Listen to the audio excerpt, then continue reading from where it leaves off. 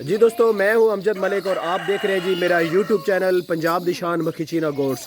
دوستو آج ہم آئے ہیں جی شیر محمد گوٹ فارم پہ ملک احسان صاحب کے پاس۔ آج ہم ان سے پوچھیں گے جی کہ ان کی کامیابی کا کیا راز ہے، ہمیں گوٹ فارمنگ کا نچوڑ بتائیں کہ کس طریقے سے ہم گوٹ فارمنگ میں کامیاب ہو سکتے ہیں جی۔ بسم اللہ الرحمن الرحیم۔ السلام علیکم ورحمۃ اللہ وبرکاتہ۔ سب سے پہلے تو امجد بھائی آپ کا بہت شکریہ جی، آپ ہمارے پاس تشریف لائے۔ امجد بھائی کی ویڈیوز میں اکثر جو پرابلم ہوتا ہے نا جی، وہ ہوتا ہے آڈیو اور ویڈیو کا، کہ ان کا آڈیو اور ویڈیو جو ہے وہ مجھے اچھا نہیں لگتا۔ آج کیمرہ ان سے میں نے لے لیا جی، آج انشاءاللہ آڈیو اور ویڈیو جو ہے وہ میری مرضی کا چلے گا۔ تو جہاں تک امجد بھائی کے سوال کا تعلق ہے کہ گوٹ فارمنگ کا نچوڑ کیا ہے، تو اس میں یہ عرض کرنا چاہوں گا کہ گوٹ فارمنگ کسی بھی بزنس کی طرح ایک پراپر بزنس ہے جی، اور اس کو کرنے کے لیے آپ کو فل ٹائم دینا، اس کو سیکھنا، اس کے پروز اینڈ کونس کو سمجھنا جاننا، اور اس کے لیے اسپیسیفک چیزوں کا ہونا بہت ضروری ہے۔ جو چیزیں آپ کے پاس ایک کامیاب فارمر بننے کے لیے ہونی چاہیے، ان میں سر فہرست جو چیز ہے وہ یہ ہے کہ آپ کے پاس اپنی زمین یا چراگاہ سے مراد یہ ہے کہ ایسی زمین جس کے اوپر گھاس پھوس اور جھاڑیاں بوٹیاں درخت وغیرہ وافر مقدار میں ہوں، اور اپنی قابل کاشت زمین سے مراد یہ ہے کہ ایسی زمین جس کے اوپر آپ اجناس یا چارہ جات جو ہیں وہ کاشت کر سکیں۔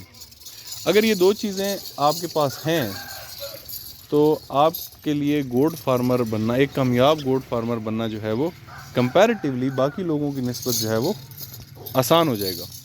اور اگر یہ دو چیزیں نہیں ہیں تو آپ کی پروفیٹیبلٹی ضرور متاثر ہوگی۔ آپ فارمر تب بھی بن سکتے ہیں، میں کئی ایسے لوگوں کو جانتا ہوں جنہوں نے چھتوں کے اوپر بڑی کامیابی سے بکریاں پالی ہوئی ہیں، لیکن اس میں آپ کی جو پروفیٹیبلٹی ہے وہ کم ہوگی۔ جس طرح آپ کو کوئی بھی کام کرنے سے پہلے اس کے لیے علم حاصل کرنا پڑتا ہے، ڈاکٹر بننے کے لیے MBBS کرنا پڑتا ہے، انجینئر بننے کے لیے BCS کرنا پڑتا ہے، تو اسی طرح بالکل آپ کو گوٹ فارمنگ سیکھنے کے لیے بھی منیمم جو ریکوائرڈ پیریڈ ہے وہ 2 سال ہے۔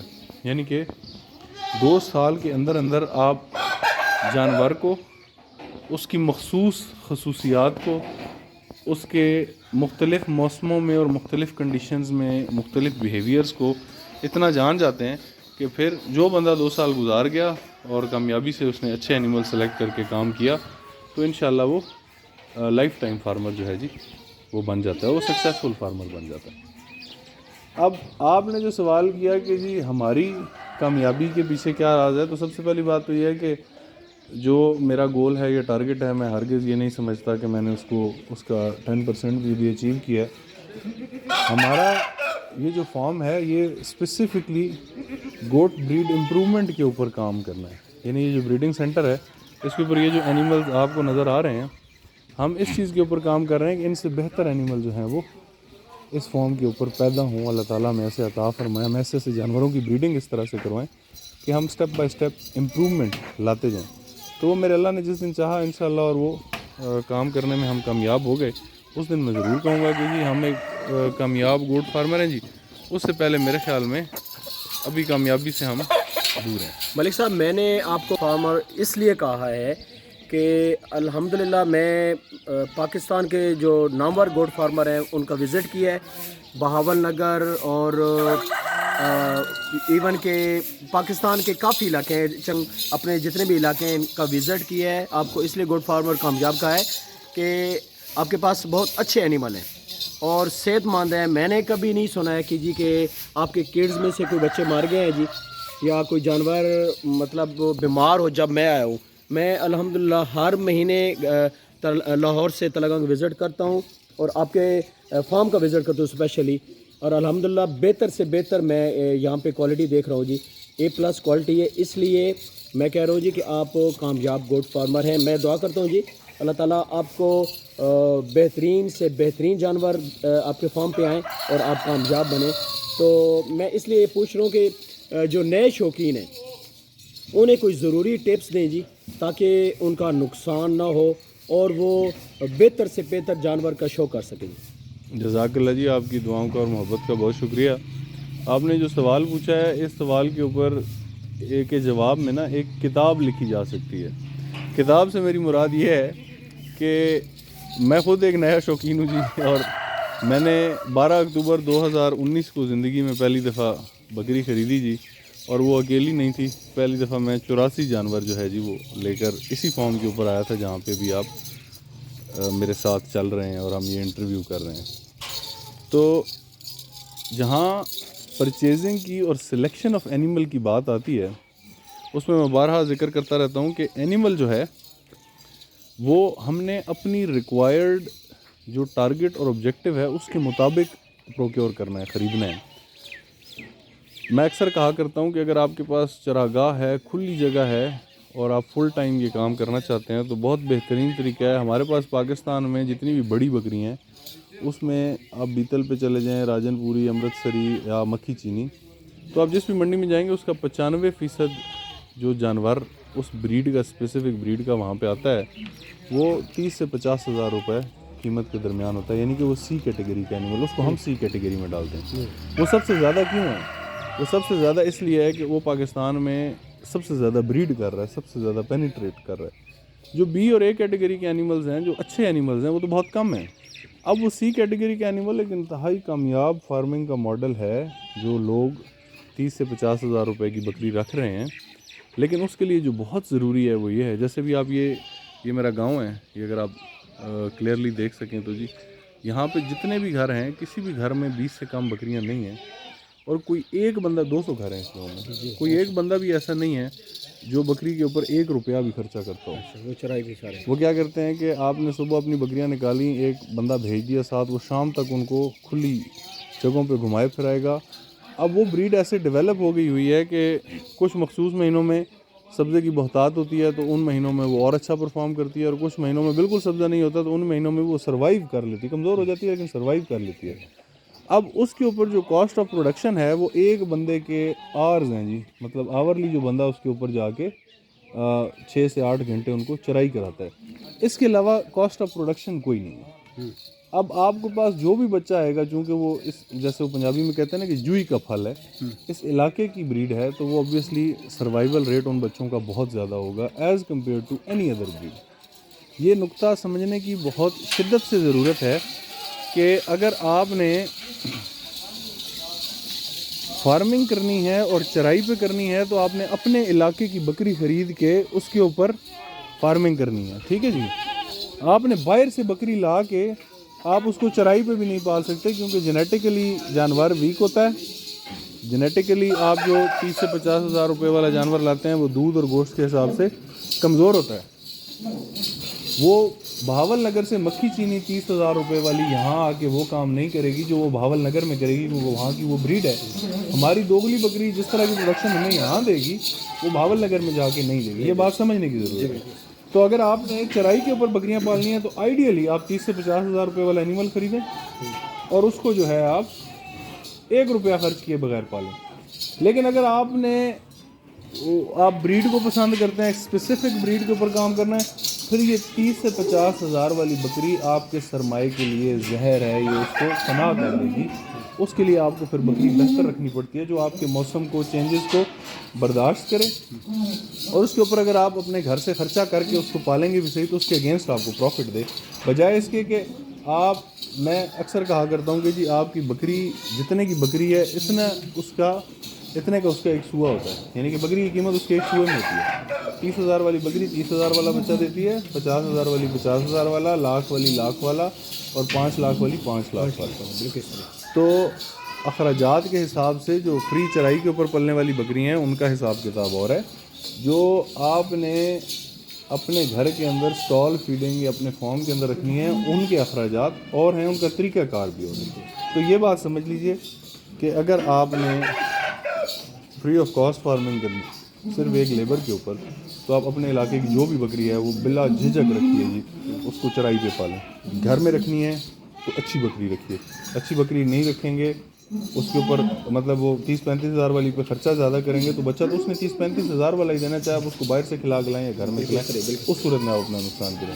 یہ نچوڑ میں نے اسی فارم کے اندر، آپ شاید میرے اپنے فیس بک پیج کے اوپر ویڈیوز دیکھتے ہوں، میں نے اسی شیڈ کے اندر جس کے اندر ابھی ہم کھڑے ہیں 200 بکری بھی رکھی ہے، اور وہ 200 بکری ساری کی ساری 30 سے 35 ہزار والی تھی، ان سے ہمیں بچے نصیب نہیں ہوئے کیونکہ وہ کمزور بکری ہیں۔ جب سے ہم نے ان کو چھوڑا ہے اور الحمدللہ اچھی بکریوں کے اوپر شفٹ کیا ہے، ابھی اللہ پاک کے فضل اور کرم سے ہمارا جو فارم ہے وہ آپ دیکھ سکتے ہیں کہ یہ بچوں سے بھرا ہوا ہے۔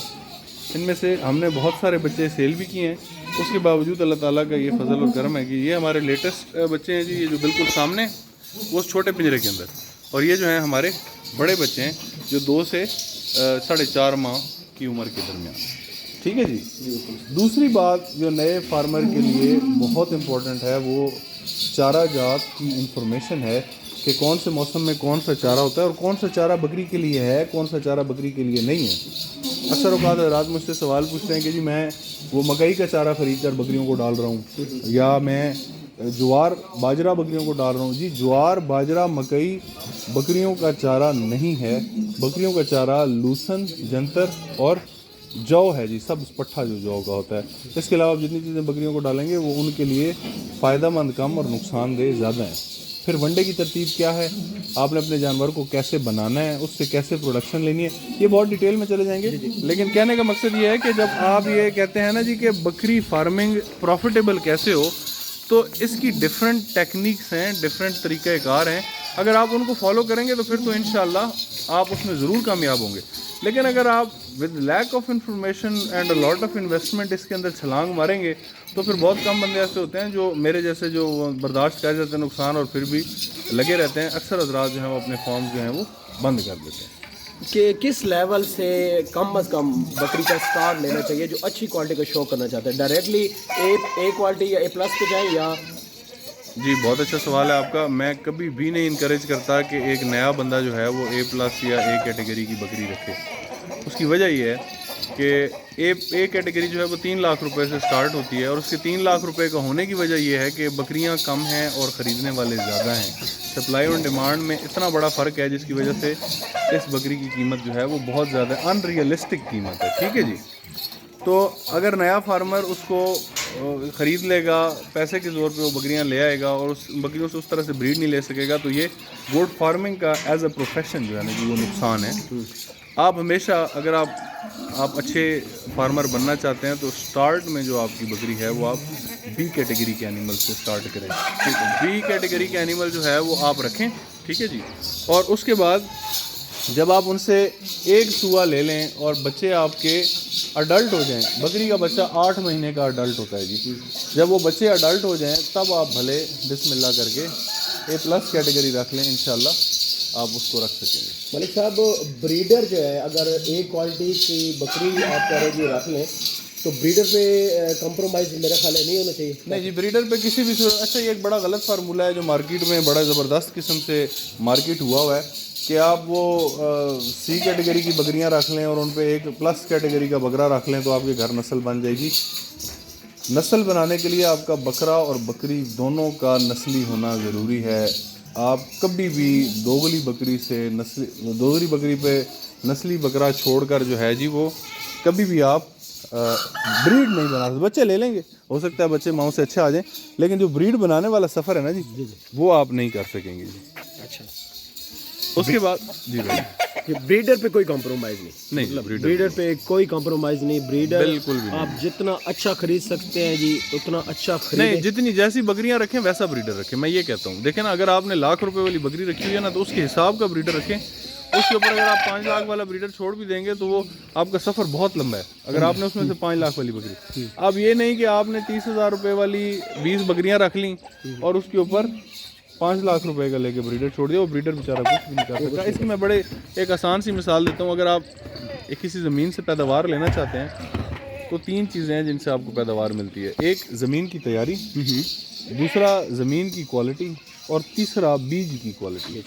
اگر اچھی زمین ہے اور اچھے طریقے سے تیار کی گئی ہے اور اچھا بیج ڈالا گیا ہے تو وہ آپ کو اچھی پیداوار دے گی۔ ان میں سے ایک چیز بھی کم ہے تو آپ کو اچھی پیداوار نہیں ملے گی۔ بالکل صحیح کہہ رہے ہیں، ٹھیک ہے جی۔ جی چینل کے بعد کہ چینل کو سبسکرائبنگ کے لیے ملک صاحب میں اسپیشلی آپ کے پاس آئیں، کیونکہ آپ کے پاس ایک بہت بڑی تعداد ہے. آپ کی ویڈیوز لوگ میرے خیال میں ویورز جو ہیں لاکھوں میں چلے جاتے ہیں. تو اسپیشلی جناب میرے چینل کے لیے پنجاب دی شان مکھی چینے کے لیے ریکویسٹ کریں گی دوستوں کو کہ سبسکرائب کریں. اچھا جی، میرے جتنے بھی چاہنے والے ہیں، جو میرے بھائی ہیں، جو مجھے میرے اس پیارے ملک کے مختلف کونوں میں بیٹھ کے سنتے ہیں، دیکھتے ہیں، مجھ سے محبت کرتے ہیں، آج زندگی میں پہلی دفعہ جی میں امجد بھائی کے کہنے پہ آپ سے ریکویسٹ کرتا ہوں. آج تک میں نے یہ کام نہیں کیا، لیکن امجد بھائی سے بڑی محبت ہے مجھے. بڑی محبت. تو امجد بھائی کے چینل کو آپ جی سبسکرائب کریں اور اس کو شیئر کریں. یہ بہت محنت کر رہے ہیں، اللہ تعالیٰ ان کو اس محنت کا پھل دے، اور ماشاءاللہ بہت اچھے طریقے سے پروگریس بھی کر رہے ہیں. تو آپ حضرات امجد بھائی کے پیج کو، جو یوٹیوب کا چینل ہے، اس کو سبسکرائب کیجئے، لائک کیجئے اور ان ویڈیوز کو شیئر کیجئے. یہ ہماری ویڈیو پسند آئی ہوئے گی جی. اس ویڈیو کو زیادہ سے زیادہ دوستوں تک شیئر کریں، کمنٹس کریں، اور ہمیں بتائیں اس چینل کو، پنجاب دی شان مکھی چینا کو کس طرح اور بہتر کر سکتے ہیں جی. اس کی بہتری میں آپ اگر ایک سبسکرائب کر دیتے ہیں تو ہمارا حوصلہ بڑھے گا، اور ہم مکھی چینا بریڈ کے لیے یہ چینل ہم نے بنایا ہے. اس سے پہلے میں ایک واٹس ایپ گروپ چلا رہا ہوں الحمدللہ. اس میں نے پاکستان بھر کے تمام جو A+ کوالٹی کے بریڈر ہیں، تمام دوستوں کو میں نے اس میں ایڈ کیا ہے. کسی حد تک میں کامیاب رہا ہوں مکھی چینا کے دوستوں کو اکٹھا کرنے میں. تو دوستوں نے کہا جی کہ آپ یوٹیوب پہ بھی چینل بنائیں، تو اس میں جی آپ دوستوں کا تعاون چاہیے. میری ریکویسٹ ہے جی کہ میری ویڈیوز کو لائک اور شیئر کریں. آپ کی دعاؤں کا اور آپ کی محبت کا بہت بہت شکریہ جی. تھینک یو جی. السلام علیکم.